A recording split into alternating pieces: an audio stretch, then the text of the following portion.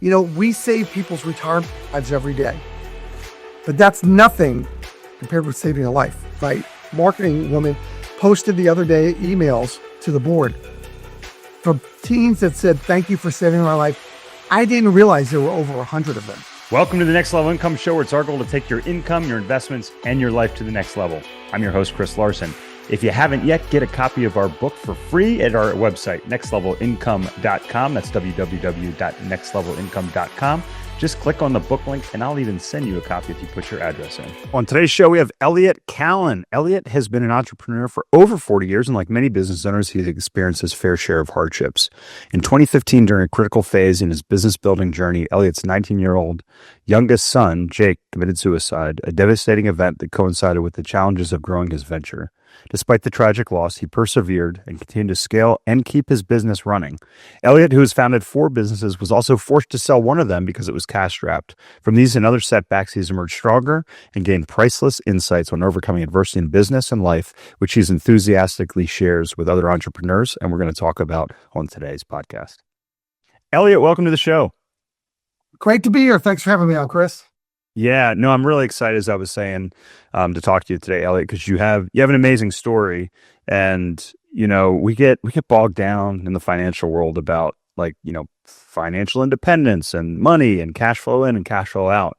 But what it really is it's really about what does it do for you. And today we're going to talk about how investors can simplify their finances, kind of set things on autopilot, and ultimately put a plan in place that can allow them to live more of their life today, as well as reduce their worries about the future. But Elliott, you have an awesome story. You got a great book. You got a great podcast. Would love for you to share a little bit about your background before we dive into it here with the audience. Thanks, Chris, for having me on here. I can't believe I've been doing this for 32 years. These are companies 3, 4, and 5 that I've started. So I'm a starter. I'm ready to start number 6 now, which is great. Yeah. It's funny. In our world, Chris, the financial world, there's a really sad statistic out there. The average retiree spends between 4 and 6 hours a day on television. And that's probably about half the time an average retiree is awake. Yeah. So, here's what it is. I need to watch a little bit of CNN or Fox, depending on what I have a proclivity for. Then, of course, I need to watch some local news, Dr. Phil and some other couple of shows, and then maybe I'm binging Landman or something, but it goes by really fast. And then I need to see the 6 o'clock news to see if I missed anything. And then, 8 o'clock is my favorite show. So I'm always watching Chicago Fire or something like that. And there's your 4 and 6 hours. Yeah. And so you and I know that the top thing to do in retirement that people love to do, they become travel bugs. Yeah. And you want to create a really good use of money with travel. I had one client that blew through $4,000 in their first year of travel. 400? 400. She flew. She's a wonderful person, but she flew first class to Japan. Then she flew first class to Korea. Then came back and flew first class all over Europe. When each flight was $1,000. Wow. Yeah. Just a lot. She went to best restaurant. It's a great life. It was just 40% of her retirement in 1 year. Ooh, yeah, that's not, unless your lifespan is 2 years, that's not going to work. Yeah. And so, when I was young, the IRA started and the individual retirement account. And my mom said, she's listening to radio, and she said, if you put away $2,000 till you're 65 and it grows at 8%, you will have $1 million in your retirement plan. And that's all that you'll ever need throughout the rest of your life. For her back then, maybe. Yeah. In the early 80s, that was true. Yeah. Now, and I live in California in East Bay, you need 2 to 3 million at least. Yeah. And that's not first class anymore. No. Because I got a child in Europe. I got to go to Europe twice a year. Well, that's a $10,000 to $20,000 trip. That ain't need money. Yeah. Right? So, I'm dropping a lot of money on children. And then I've got one here I have to loan the bathroom, but it blew up with mold. And that was $25,000. I loaned them. I'll never get that money back. Never. I don't expect to. But I bet you're happy to do it. But the point is, you want to be able to do it and do what's important in life. Money has to go further than you ever thought it did. Yeah, absolutely. So, the thing is, Elliott, we love to jump ahead and talk about the investments and how exciting it is in doing that. What I found is a lot of investors, and I'm talking to people every day worth that are worth millions, that are making $500,000, $1 million a year. I'm like, well, hey, what are you spending? What are you spending? And they're like, I don't know. Like, I don't keep track of it. I know one of the things that you help your investors do as they plan is to put their savings on autopilot. What are some tips that investors, that listeners can use to put some of these early steps in place so that they start to accumulate money? Because, we know that time is your friend if you start early, but it's your enemy if you start too late. That's a great question. It's called the accumulation issue. Yeah. So, when we talk about risk, everybody thinks about risk of the market going down. Donald Trump is going to put a tariff on something. Yeah. A bomb's going to go off in the Middle East. These are risks. You have no control of that. Yeah. But you have the risk of not having enough money in your retirement and running out too quickly. That a lot of people don't put that. And that means you didn't accumulate properly, which is your question. How do you accumulate more? And here's the rule that I use. I know there's some people like Susie Orman that'll tell you should buy a life insurance policy and not use an IRA or not use a 401k. They're wrong. Those people that say don't invest in 401ks are just dead wrong. Ooh, we might have to debate that one. Yeah. The reason for that is, and even a Roth 401k, which is barely used in America, is an these are accumulation vehicles. The smartest people on earth use every accumulation vehicle available to them. Yeah. And so some are going to be tax deferred, some are going to be post-tax, some are going to be like overfunding insurance policy, you're going to borrow from it. Whatever those vehicles are, try to learn how to max them out. Absolutely. It's so important to do. And you set up automatic monthly amounts. We do that. I mean, I've got a $500 million of Schwab. We can pull money automatically from you. Your employer can pull automatically from you for the Roth or the 401k, Roth 401k or pre-tax 401k. If you have an IRA or a SEP, we can pull for that. If you're a business owner, you want to at least have a SEP or an individual 401k that you can overfund over $60,000 a year. You wanted to be able to do that. If you own a business and you have a corporate 401k, find out if you could do a cash balance plan depending on the number of employees and depending on your cash flow, because that can let you put away almost $250,000 a year if you have that kind of cash flow. Yeah. Because when you retire, you will need more money and you're going to want that money. They have great use. And, I said there's travel, there's taking care of your children and your grandchildren. These are the top two uses. There's joining the country club and playing more golf. There's having the garden you always wanted. Those are by the way, the top 4 things in retirement right there. Yeah. That of what people say. And you might have your own thing. Maybe you want to, you've always wanted to be a quilter. You want to start going to natural quilting conventions. Who knows what you want to do? They're good, but have the resources to do it. And remember, your children they don't really want your business or your job. They want the outcome, which is your money. Yeah. So you are a role model for your children on how you view it, how frugal you are in saving, and how you spend it in retirement, because they will do the exact same thing as you. I love that. Be a great model. Yeah. I love that. Be a great role model. And, I just want to underscore what you said, Elliott, because I think this is so important. It sounds basic, but in my book, I talk about how we did the same thing. We put our savings on autopilot. I call it our savings tax. And even my boys know. They're like, hey, the goal is to save 50. Like right now, my son actually, he just left. He's going to walk some dogs. He's 13. He's got a summer job. And he knows that if he makes $100, he needs to save 50% of that. He's like, why do we have to save so much, Dad? I'm like, well, if you get in the habit early of saving this money, then as you start life and you have a job and you have more money, you get used to saving that. And then you're not spending it. And you can always spend more, right? If you save it, you can still go back and spend it. But if you're spending as much as you're making, if you're overspending, it's really hard to catch up. I worked with surgeons and over the course of my career in medical device sales, Elliott. And what I found was the surgeons, they got on the opposite side of that because they had to go into debt to go to school. They went to medical school, they went into debt, and they did their residency. They're coming out and they're making money, and they're 15 years behind in savings in some cases from people that started out their careers, early off, and they have to really turn up that savings nozzle when it comes to that respect. Well, you're doing a great job. I'll tell you what I did with my kids. Yeah, you feel like you've done a great job with your kids. And my twins are 31, so those are the youngest right now. Yeah. is that I did a match to their savings.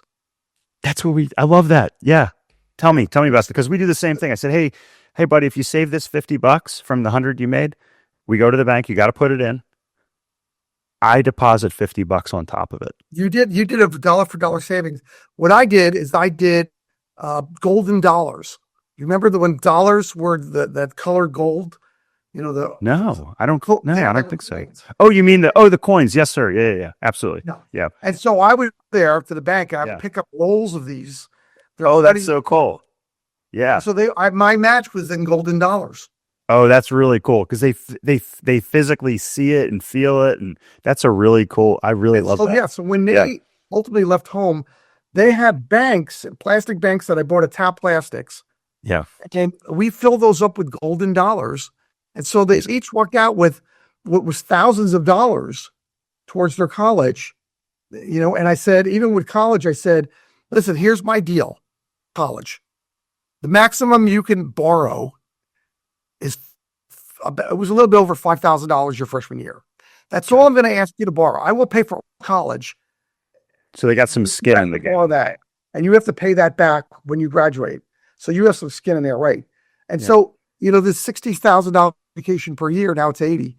It cost them $5,800 out of pocket when they graduated. And I picked up the rest, or they got some loans and things like that. But their loans, I said, I want you to borrow money, apply for loans, subsidized and unsubsidized. I reserve the right to pay them off for you or not. And I did. But I said, you have to get jobs that you can afford to pay and understand that these loans are payable. And I made them pay like the first two payments, and then I picked them up. Wow. Yeah. So what a wonderful gift. Yeah. Yeah. And they learned the lesson and had the right mindset to do that. And I'm sure they appreciated it more because kids these days, they don't realize, what things cost. I mean, my son's travel lacrosse is thousands of dollars a year.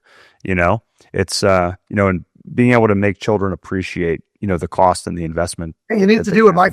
Yeah. My boys played ice hockey. Two of them travel hockey. My daughter did travel. Yeah. I know what that costs. My grandson does travel swimming.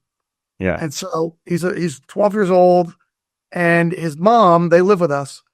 And they went to she paid for that to one of those tournaments. And so the tournament, she couldn't get into the Hilton or whatever it was, suites at all. So that didn't work out. So they got a hotel down the street. Turns out the hotel she got for her son had mirrors on the ceiling. So he was really, at 12 years old, he was taken back. He was sure that somebody on the floor above them was watching them sleep and all that. He kind of freaked out on that. And it's goofy. We're laughing at that. Why would you have mirrors on the ceiling? I'm winking at you here, but if for those that don't watch it. Yeah. So when we went to the swim this weekend, I said, "Where's your next tournament?" And they gave me the places, and I'll get you the hotel.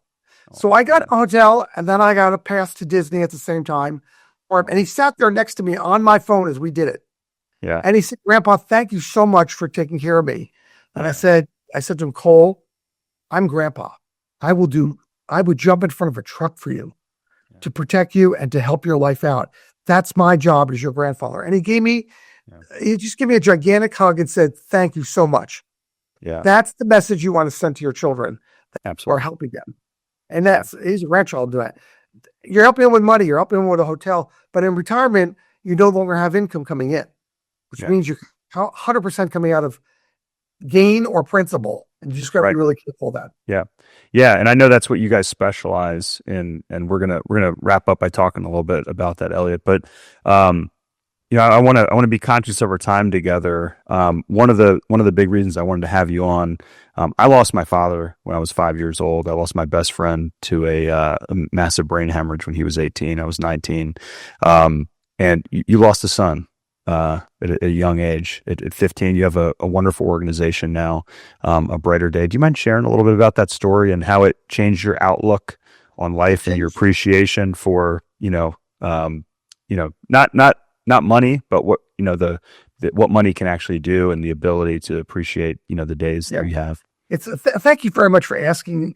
Yeah. The charity is called A Brighter Day, and it is abrighterday.info. So he was 19, not 15. He was 19. He was a freshman. I'm sorry. My apologies. It's okay. He was a sophomore, excuse me, at the University of Montana. It was 2015, I think it was, which is what You're I had in my head. Yeah, my apologies. That's okay. You're close enough, and I appreciate you bringing it up. He walked up to the highway, waited for a truck to come by, and jumped in front of an oncoming truck. And on that Friday, we were frantically looking for him, and his phone was turned off. No teenage was off their phone. And the FedEx showed up at 6:30 at night with a 6-page suicide note from him. And then the police within minutes. And I live in a little town. The police department showed up at my house. A chaplain showed up at my house. The county police showed up at my house. All of them had their lights on. And we were in shock at the whole thing. And we had to go up and get his body, bring it back. But the main reason I started a charity that helps teens with resources on stress and depression with the goal of stopping suicide, and that we touch 3,000 families every single month of the year, which is amazing.